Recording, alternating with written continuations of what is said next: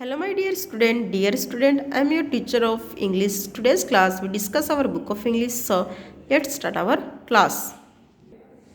Student, अब तक हमने हमारे 7 चैप्टर पढ़ लिए थे. आज हम पढ़ेंगे 8 चैप्टर ए जिन हुम नो वन लाइक.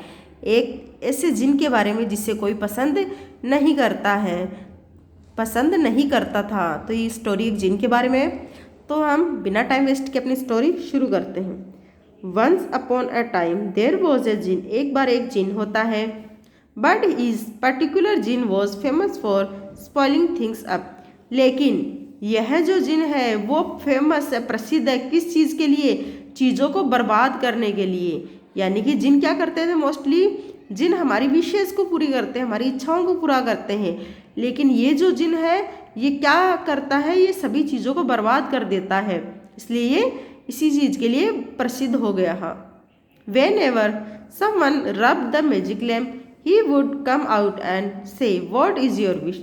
जब भी कोई व्यक्ति, यानी कि जब भी कोई इस मैजिक लैम्प को रब करता है, रगड़ता है, तो वो जिन बाहर निकल के आता है और क्या कहता है? What is your wish. आपकी क्या तमन्ना है? Then a great cloud of smoke would appear. और बाद में क्या होता है? जब वो ये बोलता है कि व्हाट इज़ योर विश, उसके बाद में क्या होता है? एक धुआं जो होता है उसका बड़ा सा बादल बनता है और वो गायब हो जाता है. वो दिखाई देता है. When somebody wanted something, he would bring it covered in so much dust that nobody wanted to even touch it. और जब भी कोई उसे कहता है, कुछ मांगता है, यानी कि उसको जिन का जो मैजिक लैम्प होता है उसके अंदर वो जिन होता है. जब उस मैजिक लैम्प को कोई रब करता, रगड़ता है, तो वो जिन बाहर निकल के आता है और कहता है कि आपकी क्या तमन्ना है. और किस रूप में बाहर निकलता? वो एक धुआं का बड़ा सा बादल बनता है, उसके रूप में वो दिखाई देता है.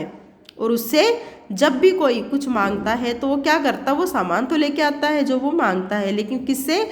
वो बड़े ही गंदे तरीके से लेके आता है. उसका जो सामान जो मंगवाते हैं वो बड़ा ही डस्ट से भरा होता है, गंदा होता है. तो कोई भी उससे वो चीज़ नहीं लेना चाहता, टच नहीं करना चाहता. So silly were his mistake that no one like the magic lamp. और इन्हीं बेवकूफ़ियों के कारण, सिली का मतलब होता है बेवकूफ़ी, इन्हीं बेवकूफ़ियों के कारण कोई भी उस मैजिक लैम्प को नहीं पसंद करता. किसी को भी वो मैजिक लैम्प नहीं चाहिए होता है. So the genie didn't come out for years. और इस कारण मैजिक लैम्प को कई सालों से किसी ने छुआ नहीं, कोई नहीं चाहता था कि वो मैजिक लैम्प को इस्तेमाल करे. तो इस वजह से कई सालों तक वो जिन जो था उस मैजिक लैम्प के अंदर ही दबा रहा, वो बाहर नहीं निकल सका.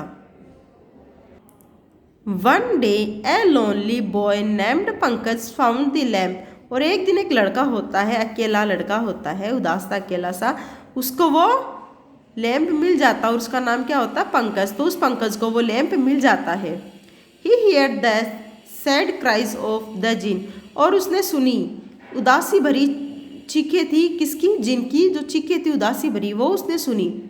सो he decided to try to become his friend. तो इसलिए उस पंकज नाम के लड़के ने डिसाइड किया कि वो उसका दोस्त बनेगा, यानी कि जिनका दोस्त बनेगा. The wish he asked to be granted was to be able to enter the leave the lamp. The genie was happy to grant this wish. और उसने क्या विश मांगी? उसने पूछा कि क्या वह इस लैम्प के अंदर आ सकता है, यानी कि उस लैम्प के अंदर घुसने की उसने परमिशन मांगी. तो ये बात सुन के जिन खुश हो गया और उसने उसकी इच्छा पूरी कर दी. आगे देखिए. As soon as Pankaj enter the lamp he could see what the genie's problem was. और जैसे ही पंकज ने उस लैम्प के अंदर प्रवेश किया तो उसने क्या देखा कि वास्तव में जिनकी प्रॉब्लम उसने देखी कि उसकी वास्तव में क्या प्रॉब्लम थी. It was not that he was a bad jinn. और यह वो नहीं थी कि वो एक गंदा जिन था, वो बेकार जिन नहीं था. It was just that he was untidy. और क्या था एक्चुअल में? वो बस अनटाइडी था, साफ सुथरा नहीं था, गंदे तरीके से रहता था, लेकिन वो गंदा जिन नहीं था. In the lamp everything was throne all over the palace whether it be jewellery, books, boats और कैमल्स. और उस लैम्प के अंदर सारी चीज़ें जो थी वो यहाँ से वहाँ फेंकी हुई थी. कोई भी चीज़ें अपनी जगह नहीं थी, जैसे कि ज्वेलरी, गहने, किताबें, बोट्स, कैमल. ये सारी चीज़ें उस लैंप के अंदर तो थी, लेकिन वो सारी ही गंदे तरीके से फैलाई हुई थी। It was clear that the palace had not been cleaned for years. और इससे ये बात तो साफ हो गई कि यह जो जगह है, यानी जिनका जो मैजिक लैंप है, वो कई सालों से साफ नहीं किया गया। Pick up anything and a cloud of dust would fly up.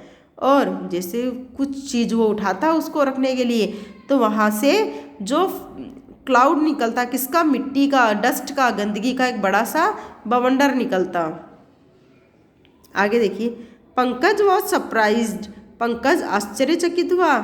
The jinn felt ashamed and अपोलाइज्ड।